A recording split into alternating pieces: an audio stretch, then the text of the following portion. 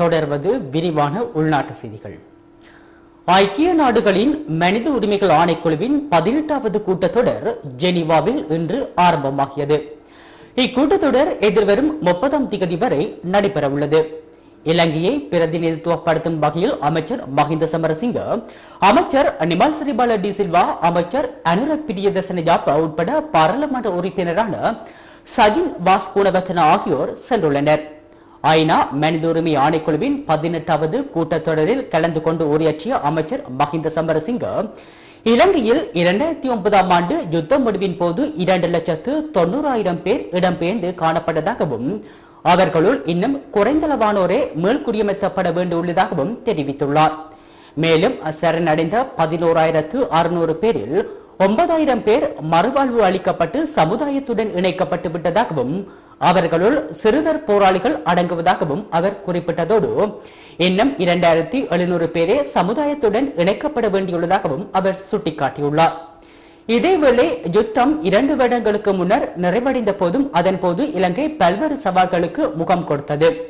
இதேவேளை தமிழீழ விடுதலை புலிகளின் ஆதரவாளர்கள் சர்வதேச வலையமைப்பினூடாக இலங்கை மீது அழுத்தங்களை பிரயோகித்தனர் எனவும் அவர் தெரிவித்துள்ளார்.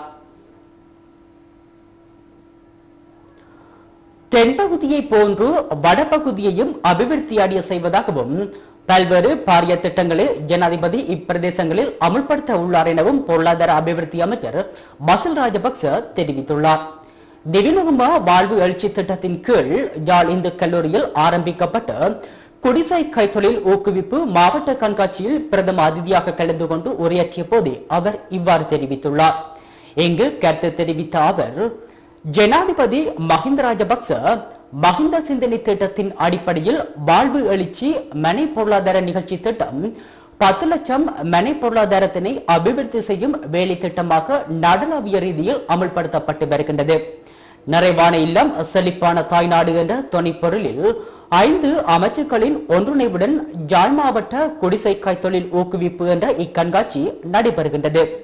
இக்கண்காட்சியை பார்த்து விவசாயம், கால்நடை வளர்ப்பு மற்றும் கடத்தொழில், கைத்தொழில் அபிவிருத்தி போன்ற துறைகளின் ஊடாக இந்த பிரதேச மக்களாகிய நீங்கள் நன்மை அடைய முடியும். இத்திட்டம் கடந்த 2010ஆம் ஆண்டு நவம்பர் மாதத்தில் ஆரம்பிக்கப்பட்டது.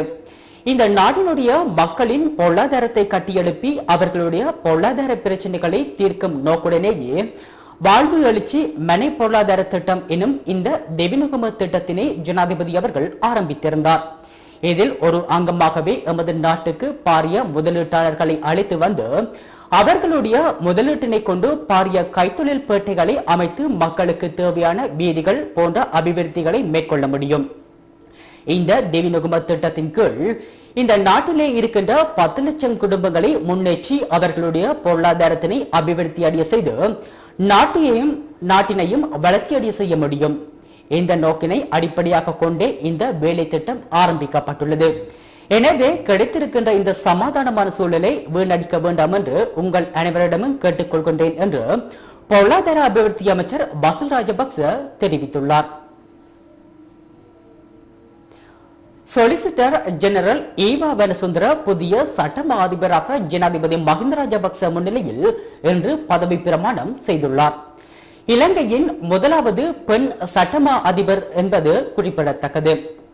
இதுவரை சட்டமா அதிபராக பதவி வகித்த முகான் பீரிஸ் ஆகஸ்ட் மாதம் 31ஆம் தேதியுடன் ஓய்வு பெற்றதை அடுத்து ஈவா வெனசுந்தர செப்டம்பர் 1ஆம் தேதியிலிருந்து பதில் சட்டமா அதிபராக கடமையாற்றினார்.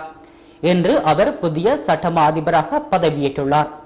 1979ஆம் ஆண்டு அரசு சட்டத்தரணியாக சட்டமா அதிபர் திணைக்களத்தில் இணைந்த ஈவா வெனசுந்தர சிரேஷ்ட வழக்குரைஞர், பிரதி சொலிசிட்டர் ஜெனரல், மேலதிக சொலிசிட்டர் ஜெனரல், சொலிசிட்டர் ஜெனரல் ஆகிய பதவிகளையும் வகித்துள்ளார். இலங்கையில் டெங்கு பரவலை கட்டுப்படுத்தும் நடவடிக்கைகளுக்கு உதவி அளிக்க பாகிஸ்தான் முன்வந்துள்ளது. இலங்கை அரசாங்கம் விடுத்த கோரிக்கையின் அடிப்படையிலேயே பாகிஸ்தானின் பஞ்சாப் மாகாணம் இந்த உதவியை வழங்க முன்வந்துள்ளது. இதன்படி டெங்கு நோய் தொற்றுக்கு எதிராக இலங்கை மேற்கொள்ளும் நடவடிக்கைகளுக்கு உதவும் முகமாக பஞ்சாப் மாகாணம் மருந்துகள், உபகரணங்கள் மற்றும் மருத்துவ பணியாளர்களையும் வழங்க முன்வந்துள்ளதாக மாகாண ஆளுநர் ஷஹீப் ஷெரீப் தெரிவித்துள்ளார். 5 நாள் விஜயம் ஒன்றை மேற்கொண்டு இலங்கை வந்தடைந்த அமெரிக்காவின் தெற்காசியாவுக்கான ராஜாங்க செயலாளர் ராபர்ட் பிளேக் இன்று காலை தமிழ் தேசிய கூட்டமைப்பினரை சந்தித்துள்ளார். சுமார் 1.5 மணி நேரமாக இடம்பெற்ற இப்பேச்சுவார்த்தையில் தமிழ் தேசிய கூட்டமைப்பின் தலைவர் இரா சம்பந்தன், சுமந்திரன் ஆகியோர் கலந்து கொண்டனர். இதேவேளை ராபர்ட் பிளேக்குடனான சந்திப்பு திருப்திகரமாக அமைந்ததாக தமிழ் தேசிய கூட்டமைப்பின் பாராளுமன்ற உறுப்பினர் இரா சம்பந்தன் தெரிவித்துள்ளார். இன்றைய சந்திப்பு இன்று காலை 7 மணியளவில் இடம்பெற்றதாகவும் இதன்போது தமிழ் மக்களின் தேசிய பிரச்சனைகள் குறித்து வலியுறுத்தப்பட்டதாகவும் அவர் தெரிவித்துள்ளார். இதேவேளை இச்சந்திப்பு மிகவும் திருப்திகரமானதாக அமைந்ததாக அமெரிக்காவின் பிரதி ராஜாங்க செயலாளர் ராபர்ட் பிளேக் தெரிவித்ததாகவும் அவர் குறிப்பிட்டார்.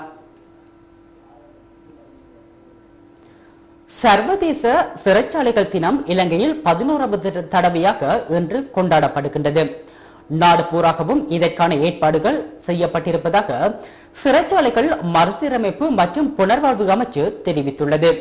சிறைச்சாலைகள் தினத்தில் பிரதான வைபவம் மாத்தறை சனத் ஜெயசூர்யா விளையாட்டு மைதானத்தில் ஜனாதிபதி மஹிந்த ராஜபக்சவின் தலைமையில் இன்று மாலை 4 மணிக்கு இடம்பெற்றது.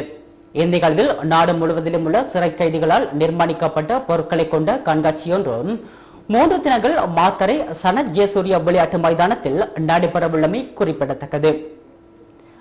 பயங்கரவாதத்தை இல்லாது ஒழிக்கும் நடவடிக்கைகளின் போது கடற்படையினரின் பங்களிப்பு மிகவும் அளப்பரியது என்று பிரதமர் DM ஜெயரட்ன தெரிவித்துள்ளார். இலங்கை கடற்படையினர் மிகவும் ஒழுக்கமுடையவர்கள் எனவும் திறமையானவர்கள் எனவும் ஐநாவின் படையினர் ஒப்புக்கொண்டுள்ளதாக அவர் குறிப்பிட்டுள்ளார். நாட்டை பாதுகாப்பதற்காக கடற்படையினர் செய்த அர்ப்பணிப்புகள் மிகவும் அளப்பரியது என்று அவர் தெரிவித்துள்ளார். திருகோணமலையில் நடைபெற்ற நிகழ்வு ஒன்றில் கலந்து கொண்ட போது பிரதமர் இந்த கருத்துக்களை வெளியிட்டுள்ளார். இங்கு கருத்து தெரிவித்த அவர் புறச்சக்திகள் நாட்டுக்குள் ஊடுருவதனை தடுப்பதற்கு கடற்படையினர் அளித்த பங்களிப்பு பாராட்டுக்கு உரியது என்று தெரிவித்துள்ளார். சர்வதேச சிறை கைதிகள் தினத்தை முன்னிட்டு இலங்கையில் சிறை கைதிகளாக அடைக்கப்பட்டிருக்கும் வடக்கு கிழக்கு மற்றும் பதுளை, நுவரெலியா மாவட்டங்களைச் சேர்ந்த தமது உறவுகளை விடுதலை செய்ய கோரி பொது மனு ஒன்று ஜனாதிபதி மஹிந்த ராஜபக்சவுக்கு அனுப்பி வைக்கப்பட்டுள்ளது. ஜாழ்ப்பாணம், வவுனியா, மன்னார், முல்லைத்தீவு, கிளிநொச்சி, மட்டக்களப்பு, அம்பாறை, திருகோணமலை, பதுளை மாவட்டங்களில் உள்ள அரசியல் கைதிகளின் உறவினர்கள் தமக்குரிய மாவட்ட அரசாங்க அதிபர்களிடம் இன்று காலை 10 மணியளவில் கடிதத்தினை கையளித்துள்ளனர். இதனை மாவட்ட அரசாங்க அதிபர்கள் உடனடியாக ஜனாதிபதிக்கு அனுப்பி வைத்துள்ளனர். இக்கடிதத்தை மட்டக்களப்பு மாவட்ட அரசாங்க அதிபர் சுந்தரம் அருமைநாயகத்திடமும் அம்பாறை மாவட்ட அரசாங்க அதிபர் சுனில் கண்ணங்கரவிடமும் அதன் பிரதியை மட்டக்களப்பு மாவட்ட மறை மாவட்ட ஆயர் மன்னிக்கவும் மட்டக்களப்பு அம்பாறை மறை மாவட்ட ஆயர் கிங்ஸ்லி சுவாமி பிள்ளையிடமும் அரசியல் கைதிகளின் உறவினர்கள் இன்று காலையில் கையளித்துள்ளனர். எதிர்வரும் 8ஆம் தேதி நடைபெறவுள்ள உள்ளூராட்சி சபை தேர்தலுக்கான பிரச்சார நடவடிக்கைகள் ஆரம்பிக்கப்பட்ட தினத்திலிருந்து இதுவரை தேர்தல் சட்டங்களை மீறியமை மற்றும் வன்முறைகள் தொடர்பாக 29 முறைப்பாடுகள் பதிவாகியுள்ளதாக நீதியானதும் சுதந்திரமானதுமான தேர்தலுக்கான மக்கள் இயக்கமான கஃபே அமைப்பின் நிறைவேற்று பணிப்பாளர் கீர்த்தி தென்னகோன் தெரிவித்துள்ளார். தேர்தல் சட்டங்களை பாதுகாப்பதில் கொழும்பு, கோட்டை ஆகிய பகுதிகளில் மேற்கொள்ளப்படும் நடவடிக்கைகளை ஏனைய பகுதிகளில் காண முடியவில்லை. கண்டி, காளி, குருநாகல், இரத்தினபுரி மற்றும் பதுளை ஆகிய பகுதிகளில் பெருமளவான அரச வாகனங்கள் தேர்தல் பிரச்சார பணிகளுக்கு பயன்படுத்தப்படுகிறது. சில பகுதிகளில் பயணிகள் பஸ்ஸிலும் சுவரொட்டிகள் ஒட்டப்பட்டுள்ளன என அவர் தெரிவித்துள்ளார். உள்ளூராட்சி சபை தேர்தல் பிரச்சார நடவடிக்கைகள் தொடர்பாக கருத்து தெரிவித்த போதே அவர் இதனை தெரிவித்துள்ளார். இதேவேளை தேர்தல் வன்முறை சம்பவங்களில் இதுவரை பாரிய சம்பவங்கள் எதுவும் இடம்பெறவில்லை. இரத்தினபுரி மற்றும் குண்டசாலை ஆகிய பகுதிகளில் மாத்திரம் கட்சி ஆதரவாளர்களுக்கு இடையில் மோதல் சம்பவங்கள் இடம்பெற்றுள்ளன. ஏனைய பகுதிகளில் சிறு சிறு சம்பவங்களே இடம்பெற்றுள்ளன என்று கஃபே அமைப்பின் நிறைவேற்று பணிப்பாளர் கீர்த்தி தென்னகோன் தெரிவித்துள்ளார். தேர்தல் விதிமுறைகளுக்கு புறம்பான செயற்பாடுகளை கட்டுப்படுத்தி நியாயமானதும் சுதந்திரமானதுமான தேர்தல் இடம்பெறுவதற்கு போலீசாரும் தேர்தல் திணைக்களமும் உரிய நடவடிக்கைகளை எடுக்க வேண்டும் எனவும் அவர் கேட்டுக் கொண்டுள்ளார். நெட்டம்புவா திகாரிய பட்கந்தண்ட பிரதேசத்தில் இன்று காலை வீடொன்றில் தீப்பற்றிக் கொண்டதில் குழந்தை ஒன்று உயிர் இழந்துள்ளதாக தெரிவித்துள்ள போலீசார் சம்பவ இடத்துக்கு விசாரணை நடத்த போலீஸ் குழு ஒன்றும் அனுப்பி வைக்கப்பட்டிருந்ததாகவும் தெரிவித்துள்ளனர். சிறிய இடைவெளியை தொடர்ந்து இந்திய செய்திகள் தொடரும்.